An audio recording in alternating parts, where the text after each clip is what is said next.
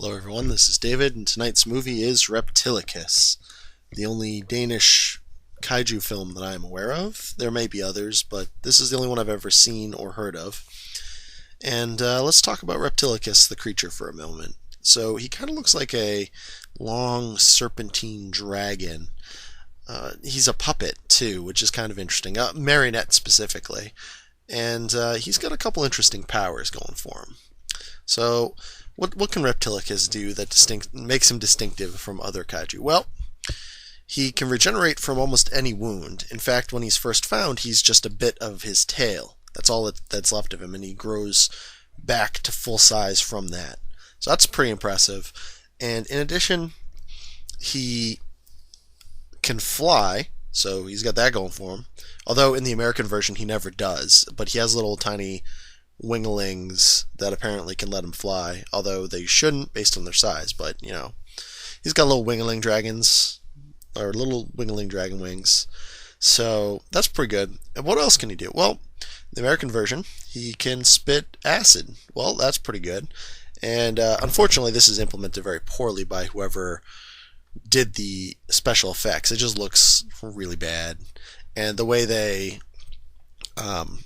denote people being covered in acid is they just have this green like thing descend from the top of the screen to the bottom. So that's pretty poorly done, but I mean, pretty distinctive powers. There aren't too many monsters that spray acid and can regenerate like crazy. So let's talk about the movie. So they're drilling. This expedition is drilling allegedly in the tundra, although it's a forest. That's there's plenty of life there, so I don't think it's really a tundra at all. So they didn't do a very good job with that. But anyway, they drill, and the drill comes up with blood, and they're like, okay, that's a little weird. So they find out that it's this. They find out this frozen thing in the ground, and they excavate it. They have these scientists come in and look at it, and they excavate it, and they bring it back to this aquarium. I don't know why they would bring a thing they found in the ground back to an aquarium, but okay, sure, whatever. It's the closest place that has the resources to look into this sort of thing, sure. So they're looking into it, and they're taking samples, and one night something happens, and the cooling system goes out. The doctor that was watching it falls asleep, and the cooling system goes out, and the tail thaws out, and they think that at first that the sample's ruined, but it's really not, because Reptilicus can regenerate from anything. So he starts growing back, and then they're like, okay, here's a good idea. Let's put it in a nutrient bath and see what it grows into. Because, you know, whenever giant monsters are involved, making them grow back to full size is a great idea. So anyway, he grows back, and they have press releases, and this is a pretty good one in the terms of people believing in it, because at no point does anyone disbelieve that the monster exists, which is always good. Everyone is pretty accepting of the fact that he exists, and when he busts out, it's immediate that they start looking into this thing.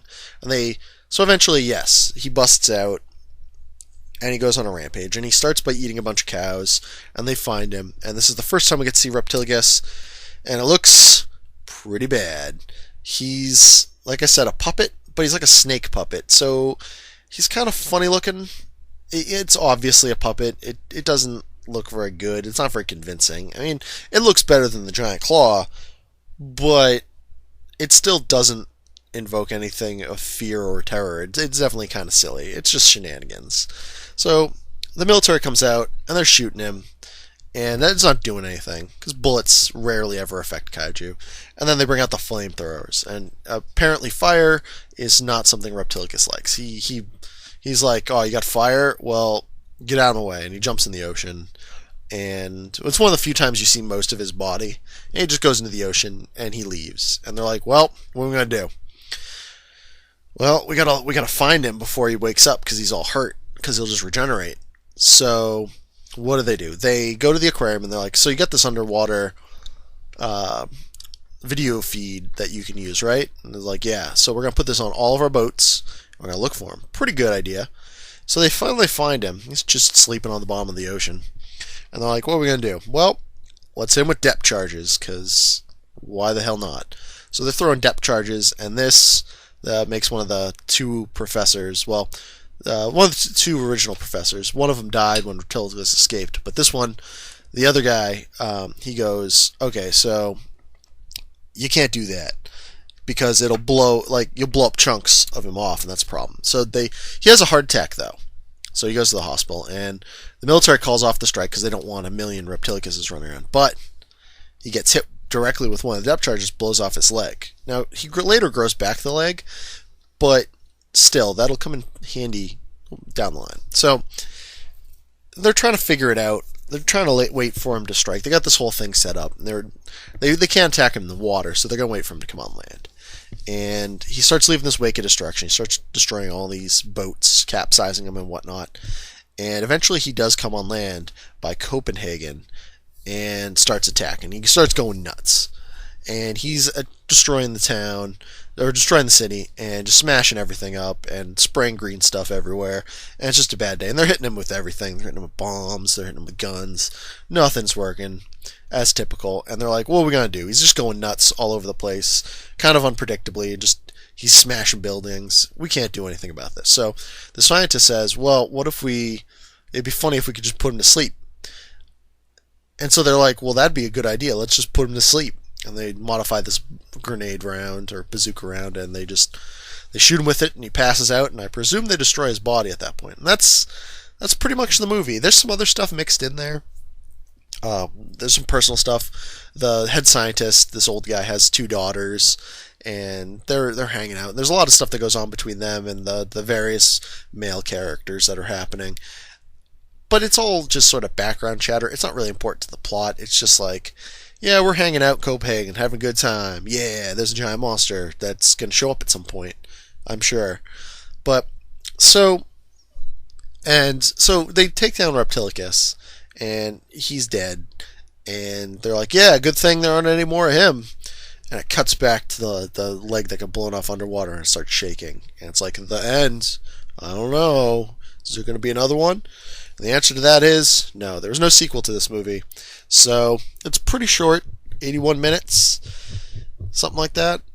And I just found it online. I mean, I'm pretty sure you could find it just about anywhere. It's not exactly a high-budget film by any means. It's your typical low-budget kaiju film, made by Denmark, U.S. production, apparently.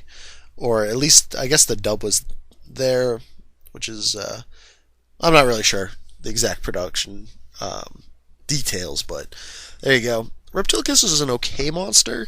He kind of runs the gambit. He's not the worst monster ever, but at the same time, like, you can still mess him up, but at least he'll grow back from it, which is kind of cool. That's different.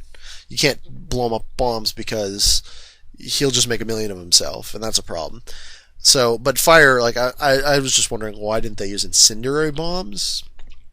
Like, okay, you can't blow him up. Let's just switch all of our stuff over to incendiary weapons. And I mean, I guess he's in the middle of a city, so you don't want to burn the city down, but it's like, pick your poison. What would you prefer to have? A city filled with giant monster, or a city filled with fire?